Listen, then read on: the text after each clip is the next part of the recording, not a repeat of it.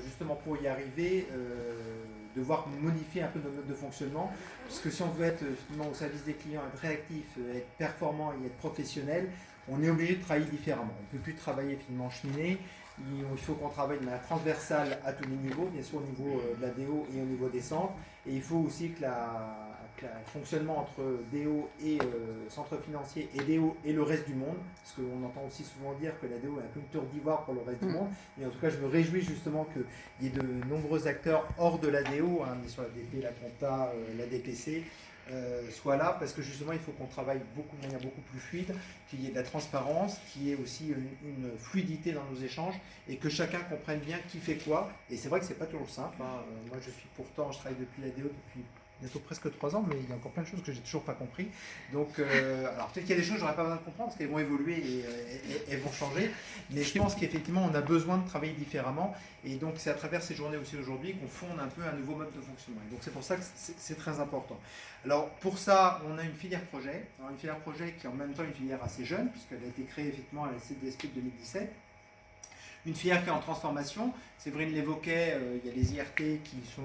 une filière en profonde transformation qui évidemment est en général rattachée à la direction de projet. Alors, ça dépend aussi, chaque centre n'a pas encore tout à fait la même organisation, mais en tout cas pour dire qu'on a une filière projet qui se structure, qui finalement va avoir de plus en plus de leviers et qui a pour enjeu de pouvoir justement être une fonction transverse pour pouvoir être au service de l'ensemble des projets du groupe La Banque Postale ou Groupe La Poste, parce qu'on voit aussi qu'il y a des relations de plus en plus fortes entre le groupe La Poste et la Banque Postale, qui est pour moi une source de richesse, puisque finalement on a toute la force du groupe qui est au service aussi de la Banque Postale. On voit à travers des projets un point commun, on utilise maintenant tous au quotidien. Je pense qu'on est tous quand même très fiers d'utiliser des outils aussi modernes, alors qu'on a connu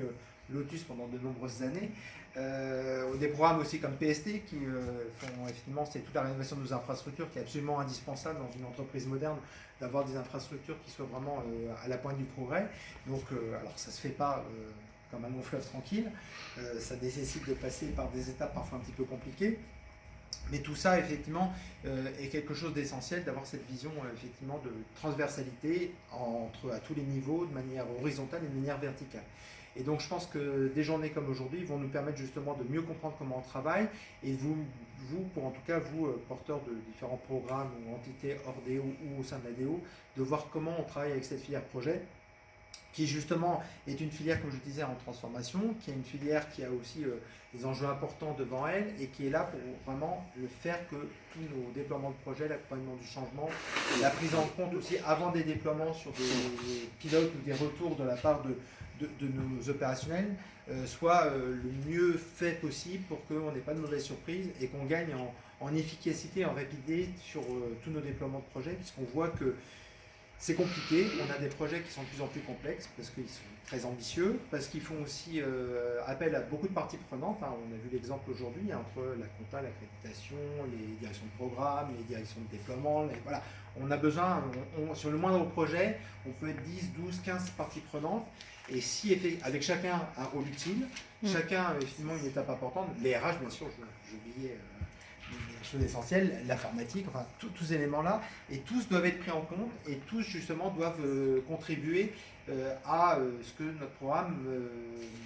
de déploiement ait en tête tous les éléments qu'il faut sécuriser.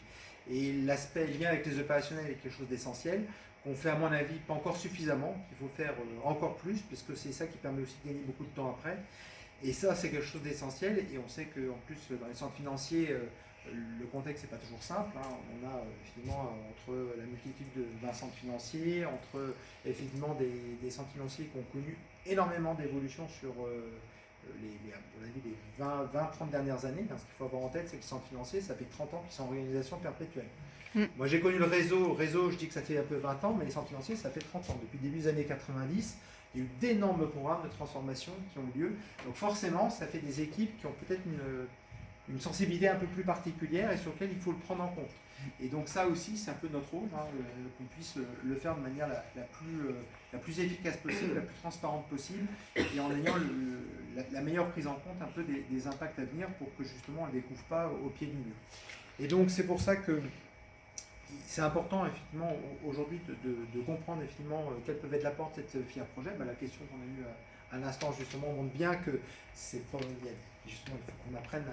à mieux faire connaître ce que peut faire cette filière projet et voir comment elle peut effectivement être à votre service avec effectivement l'aide de Zoé, Nadine, de Marcel, qui sont là aussi pour vous aider, Jean-Pierre, Lise, pour assurer cette transversalité et de pouvoir aussi gérer au mieux, effectivement, s'appuyer au mieux sur cette filière qui est vraiment un appui pour moi très fort pour vous, pour pouvoir vous aider sur la mise en œuvre de tous vos projets. On a aussi un enjeu, ça aussi, il faut qu'on l'ait en tête, de performance. Qui dit performance dit travailler mieux, être plus efficace, identifier mieux ce qui est de la valeur ajoutée, voir sur les tâches à moins de valeur ajoutée comment on peut les mutualiser, les optimiser, les automatiser. Là aussi, on est... en tout cas, moi je suis très demandeur des provisions que vous pourriez faire, parce que c'est lors des échanges qu'on a de bonnes idées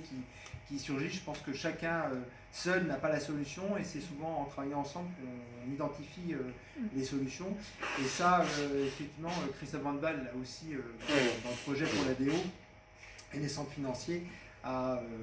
beaucoup d'attentes sur le sujet. En même temps, il souhaite qu'on investisse aussi sur la DO, parce qu'il a été assez étonné à son arrivée du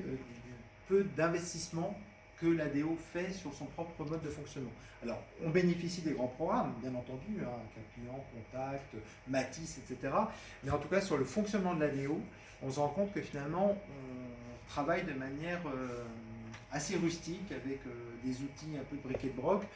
Marcel pourra vous en parler. On a plus de 200 applications tactiques. Alors, qui dit tactique, c'est des petites applications qui peuvent finalement tomber en panne du jour au lendemain. Je caricaturise un peu, mais c'est un peu ça. Et donc on est quand même dans un mode de fonctionnement qui est assez fragile. Et quand on est en exécution d'opérations bancaires, le mode de fonctionnement fragile, c'est pas toujours très compatible. Donc là aussi, on a une opportunité, en tout cas le souhait avec Christophe Van Baal, de pouvoir un peu refonder un peu notre mode de fonctionnement en s'appuyant effectivement sur des outils un peu plus modernes, des montées en compétences, un travail un peu différent qui nous permettent justement de pouvoir être au niveau de l'excellence du service au client qu'il souhaite, et sur lequel sa conviction profonde, que je partage bien sûr à 200%, c'est que demain, ce qui fera la différence entre les banques, c'est pas tant les offres, ce sera pas tant les tarifs, ce sera vraiment cette notion de service au client dans un monde de plus en plus complexe où nos clients ont de plus en plus besoin d'être conseillés, accompagnés quand c'est de la valeur ajoutée, ou que ce soit simple pour eux quand c'est des opérations de au quotidien. Et là, je pense qu'on a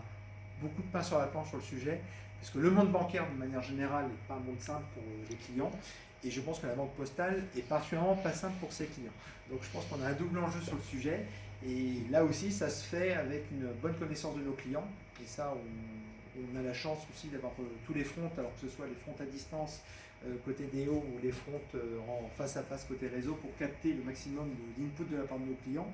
Et effectivement, après, pouvoir justement réfléchir, améliorer nos process, améliorer le parcours client. Et là aussi, avec la filière projet et les organisateurs, on a aussi une source de compétences très riches